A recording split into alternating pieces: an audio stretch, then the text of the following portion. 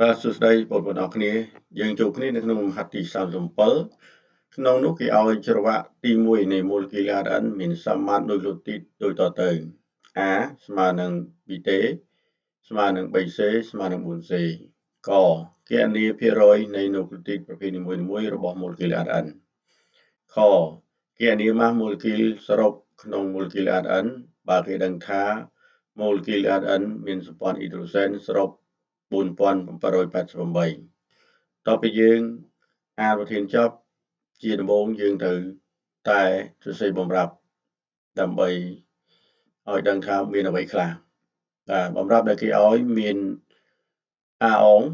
ស្មើនឹង 2T អងស្មើនឹង 3 ស្មើនឹង 3C អងនិងស្មើនឹង 4C អងនិងគេប្រាប់មួយទៀតគេថាអានោះមានសម្ព័ន្ធអ៊ីដ្រូសែនគឺស្មើនឹង4780បន្ទាប់ពីយើងសរសេរបម្រាប់ហើយយើងសរសេរអ្វីដែលគេបានសួររកបាទគឺគណនាភាគរយនុយក្រូទីតប្រភេទមួយរបស់ N បាទរកនុយក្រូទីតប្រភេទមួយរបស់ Rn យើងកាលណារកនុយក្រូទីតរបស់មូលគីឡ Rn ជំហានទី1យើងត្រូវវិចារទៅតាមគោលការណ៍បំពេញបាសគឺយើងមាន A បំពេញទេនាំឲ្យភាគរយ A ស្មើនឹងភាគរយទេ C បំពេញ C ក៏នាំឲ្យភាគរយ C ស្មើភាគរយ C ពីព្រោះគោលបំណងយើងចង់រកភាគរយចឹងបន្ទាប់ពីយើងសរសេរបំរាប់នឹងទ្រឹស្ដីរួចគឺយើងទាញវ៉ាន់រូបមន្តគឺភាគរយរបស់ A ស្មើនឹងភាគរយរបស់ A អងបូកនឹង T អងចែកនឹង2ហើយភាគរយរបស់ C Rn គឺស្មើនឹងភាគរយ C អងបូកនឹង C អងចែកនឹង2ហេតុអីបានយើងហ៊ានទាញបែបនេះពីព្រោះបំរាប់គេយើងមើលឃើញមាន A អង T អងនិង C អង C អងនេះអញ្ចឹងយើងប្រកាសថាភាគរយវានឹងចេញតាមផ្លូវនេះបាទអ្វីដែលយើងមានគឺ A អងបូកនឹង T អងបូកនឹង C អងបូក C អងគឺស្មើ 100%ធម្មតាក្នុងច្រវាក់ម្ខាងរបស់មូលគីឡ Rn បើយើងបូកបញ្ចូលគ្នាវាស្មើនឹង 100%អានេះគឺយើងដឹងដោយស្វ័យប្រវត្តិតែម្ដងបាទមិនបាច់គេឲ្យក៏យើងត្រូវតែដឹងដែរហើយអ្វីដែលយើងមានគឺយើងមានបែបនេះអញ្ចឹងបើមាន3 4អញ្ញត្តិបែបនេះយើងមិនអាចដោះស្រាយបានទេយើងដល់យើងឃើញការទាញ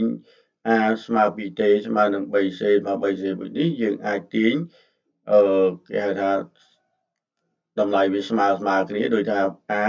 វាអងវាស្មើនឹង 2T អងក៏វាអាចស្មើនឹង A អងវាស្មើនឹង 3C អង A អងក៏វាអាចស្មើនឹង 4C អងផងដែរអញ្ចឹងយើងអាចសរសេរបែបនេះ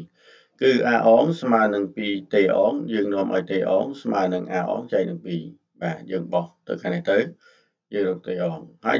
មួយទៀតគឺ A អងស្មើនឹង 3C អងគឺយើងបាន C អងស្មើនឹង A អងចែកនឹង3ហើយ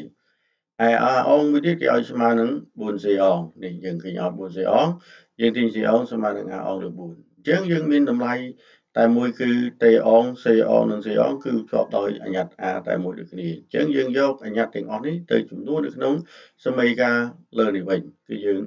បានបែបនេះបាទគឺយើងបាន A អងយើងទុកដដែល T អងយើងត្រូវចំនួនដោយ A អងលើ2ហើយ C អងត្រូវចំនួនដោយ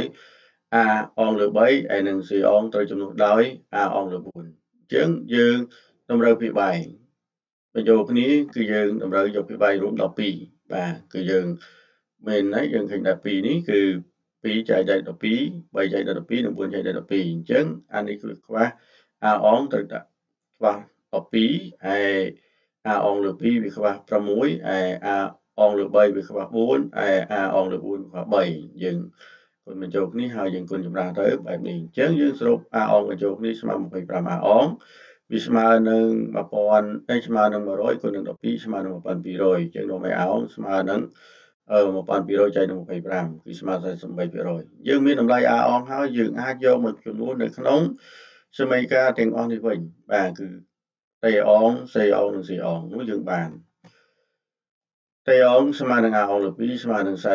48ចែកនឹង2ស្មើនឹង24 C អងយើងបានស្មើនឹង A អងលើ3នោះនាំឲ្យ C អងស្មើនឹង48ចែកនឹង3ស្មើនឹង16ហើយ Z អងគឺស្មើនឹង A អងលើ4គឺស្មើនឹង48លើ4ស្មើនឹង12 អញ្ចឹងយើងមានតម្លៃ a អងគឺយើងមានហើយស្មើ48 t អងស្មើ24 c អងស្មើ16និង c អងស្មើនឹង12យើងយកមួយចំនួននឹងសមីការនេះគឺ a ភាគរយ a ស្មើនឹងa អងបូក t អងចែកនឹង2ឯ c ស្មើនឹង c អងបូកនឹង c អងចែកនឹង2បាទហើយនេះបើយើងចែកនឹង2បើយើងមិនចែកនឹង2ទេគឺធម្មតាភាគរយយើងគិតច្បាប់ម្ខាងស្មើនឹង100%ឯច្បាប់ម្ខាងទៀតគឺស្មើ100%បើយើងមិនចែកនឹង2ទេវាស្មើនឹង200%អញ្ចឹងយើងចែកធម្មតាក្នុងលំហាត់ a ដែលនឹងមូលគឺគិត100%ឯ a ច្បាប់ម្ខាងគឺគិត100%ដែរអញ្ចឹងភាគរយត្រូវតែចែកនឹង2អញ្ចឹងយើងបានសមីការនេះដូចជា a ស្មើនឹង a អងបូក t អងលើ2ស្មើនឹង48បូក24លើ2ស្មើនឹង31%ឯ c អងស្មើនឹង c អងបូក c អងបូក c អងចែកនឹង2ស្មើនឹង16បូក2បូក12ចែកនឹង2ស្មើនឹង14%អញ្ចឹងយើងមានតម្លៃដែលបានហើយគឺយើងអាចឆ្លើយបានដូចនេះ a ភាគរយបូក h ស្មើនឹង t ភាគរយស្មើ36%និង c ស្មើនឹង c ស្មើនឹង14%បាទឥឡូវយើងចប់សំណួរទី1និយាយសំណួរកយើងនឹងចូលដល់សំណួរខមួយទៀតគេបានបញ្ជាក់ប្រាប់យើងគឺគេឲ្យយើងរក mass molecular ADN នេះយើងរក mass molecular ADN បើយើងរក mass យើងត្រូវតែវិចារជាប្រាប់របស់វាគឺយើងត្រូវវិចារដើម្បីឲ្យស្របនឹងទ្រឹស្ដីរបស់វាដោយជាទូទៅមួយនុយក្លេអូទីតមាន mass 300 ក្រាតកាបូនអានេះយើងដឹងដោយខ្លួនឯងបើគេមិនប្រាប់គឺយើងត្រូវវិចារបែបនេះគឺដោយមួយនុយក្លេអូទីតស្មើនឹងឬក៏មាន mass ស្មើ300 ក្រាតកាបូននោះយើងបាន mass របស់ ADN វាស្មើនឹងចំនួននុយក្លេអូទីតសរុបរបស់វាគុណនឹងចំនួន mass ក្នុងមួយនុយក្លេអូទីតមួយ mass មួយក្នុងមួយនុយក្លេអូទីតគឺ300 ក្រាតកាបូននេះឯងអញ្ចឹង mass សរុបរបស់ ADN យើងមានភាគរយហើយយើងមានអ្វីដែលគេប្រាប់ទៀតគឺមានសម្ព័ន្ធអ៊ីដ្រូសែនគឺដោយគេប្រាប់សម្ព័ន្ធអ៊ីដ្រូសែនយើងនេះបាទអញ្ចឹងយើងមានសម្ព័ន្ធអ៊ីដ្រូសែនគឺយើងនឹងសម្ព័ន្ធអ៊ីដ្រូសែនវាស្មើនឹង 2a បូក 3c អញ្ចឹងយើងនឹងជាប់អញ្ញត្តិ a ផងនឹងជាប់អញ្ញត្តិ c ផងតើយើងរកមិនដេចដើម្បីទៅរក m នេះអញ្ចឹងដោយសារ m យើងដឹងថាយើងអាចទៅរកតាមភាគរយរបស់វាយើងមានភាគរយ a ភាគរយ c អញ្ចឹងយើងបាន a យើងដឹងថា a របស់ ADN នេះគឺស្មើនឹង m គុណនឹងភាគរយរបស់ a ចែកនឹង100នោះនៅ m យើងបាន m គុណនឹង36ព្រោះភាគរយវាស្មើ36លើ100វាស្មើ31 m លើ100ព្រោះ c យើងបាន c ស្មើនឹងភាគរយស្មើនឹង m គុណនឹងភាគរយ c លើ100 m